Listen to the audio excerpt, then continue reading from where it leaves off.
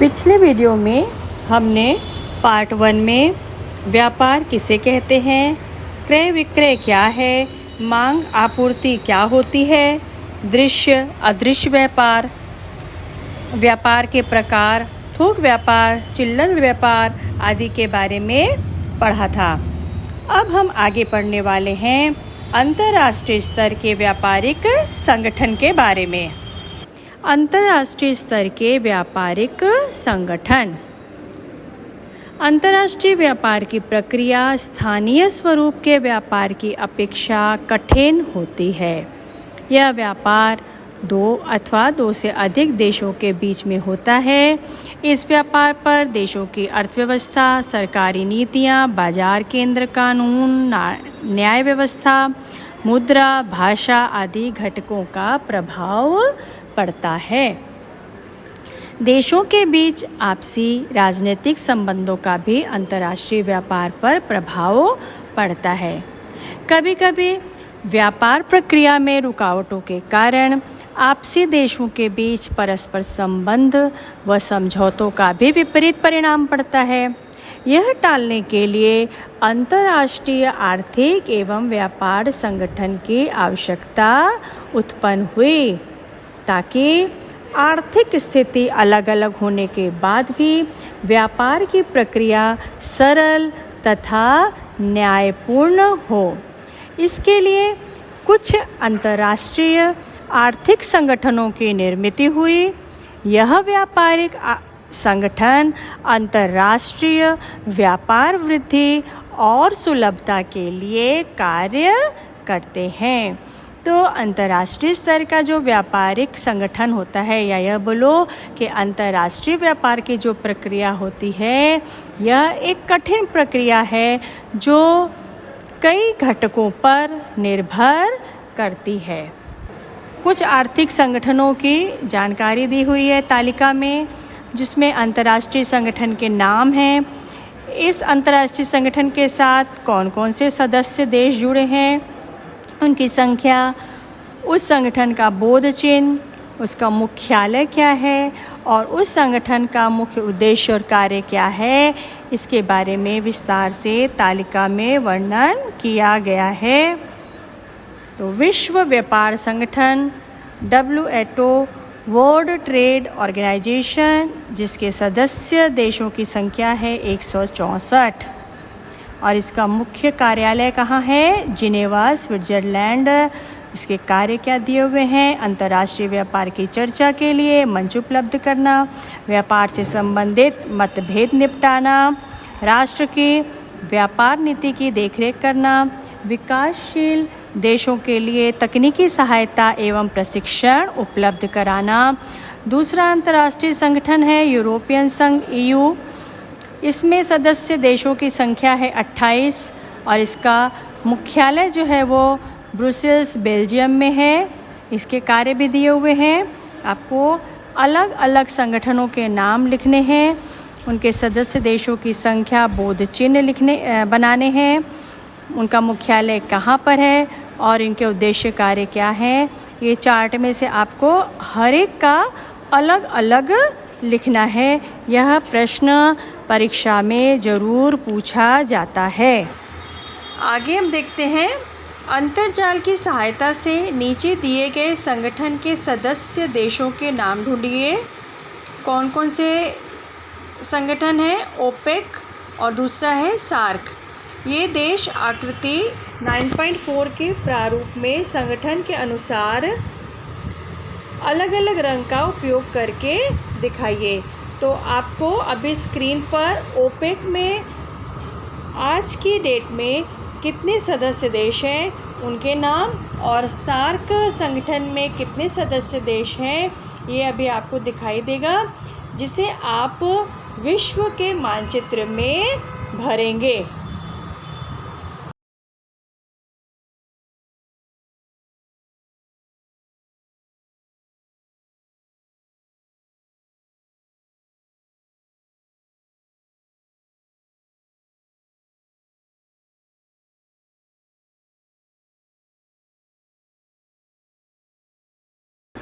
किसी वस्तु का उचित प्रकार से प्रस्तुतिकरण महत्वपूर्ण होता है। मतलब हमने कोई चीज़ बना ली, कोई प्रोडक्ट बना लिया, तो उसका प्रस्तुतिकरण बहुत ज़्यादा महत्वपूर्ण है।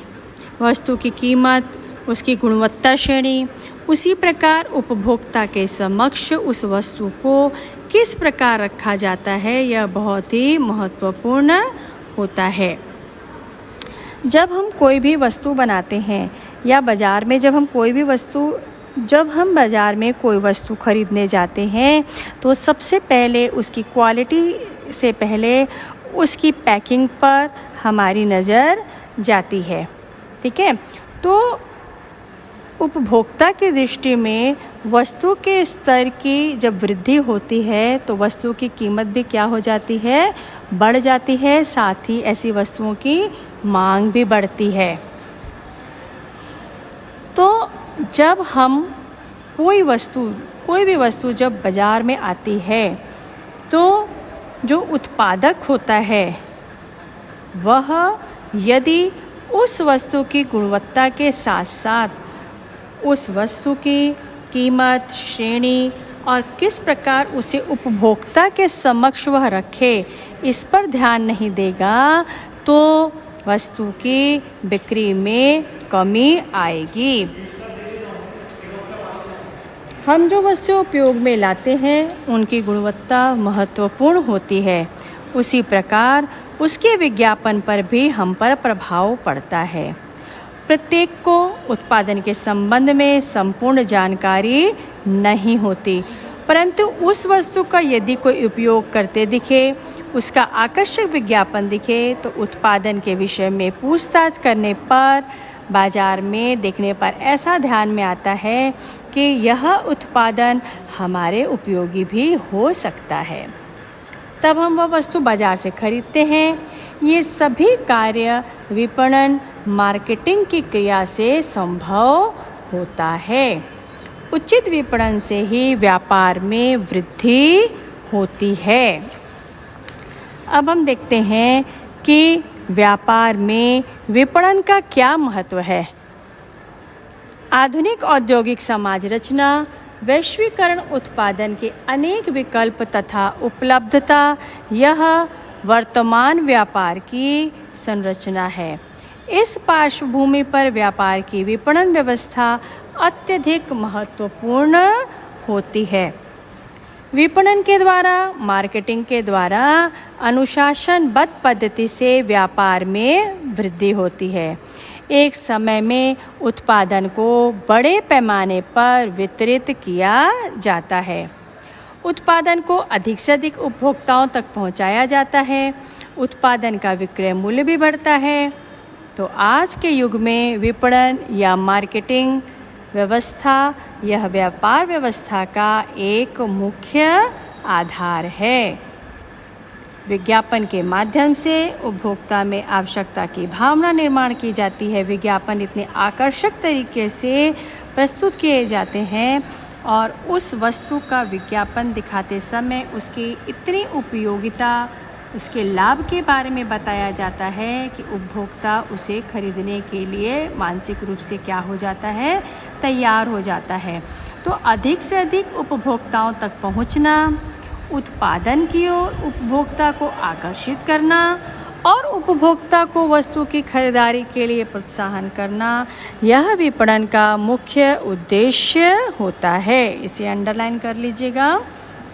विपणन व्यवस्था पर सूचना प्रौद्योगिकी तथा संचार के माध्यमों का बहुत प्रभाव पड़ता है। सूचना प्रौद्योगिकी क्रांति के कारण पूरा विश्व एक बड़ा बाजार केंद्र बन गया है। अंतर्जाल के द्वारा विश्व के विविध देशों के उत्पादन की जानकारी प्राप्त होती है। इससे उपभोक्ता के पास विविध विकल्प होते हैं। उपभोक्ता अंतर्जाल की सुविधा के कारण ऑनलाइन ट्रेडिंग, ई-मार्केटिंग जैसे साधन उपयोग में लाता है। उत्पादन का विज्ञापन करते समय झूठ फंसाने वाले अथवा अतिशयोक्तिपूर्ण विधानों का उपयोग कर ग्राहकों को फंसाना, अन्य वस्तुओं के दोष बताना आदि के कारण कई बार विज्ञापन विश्वसनीयता खो देते हैं। अतः विज्ञापन दिखाते समय योग्य नीतियों का पालन करना आवश्यक है। उपभोक्ताओं को ऐसे विज्ञापनों से सावधान रहना चाहिए। इसके लिए उपभोक्ता संरक्षण कानून बनाया गया है। अपनी आवश्यकता ध्यान में रखकर उचित मूल्य में वस्तु की खरीदने की वृत्ति उपभोक्ता में होनी आवश्यक है। इस प्रकार हमने देखा कि व्यापार की प्रक्रिया में विपणन, मार्केटिंग एक महत्वपूर्ण भूमिका निभाते हैं और मार्केटिंग के लिए संचार माध्यम मुख्य भूमिका निभाते हैं। इन संचार माध्यमों के द्वारा विज्ञापन लोगों तक बहुत अच्छे से पहुंचते हैं। तो उम्मीद है आपको यह पाठ अच्छे से समझ में आ गया होगा। तो फिर मिलते हैं एक नए वीडियो में एक नए विषय के साथ। तब तक आप जुड़े रहिए लर्न विद अरोरा। हंसते रहिए, खुश रहिए, स्वस्थ रहिए।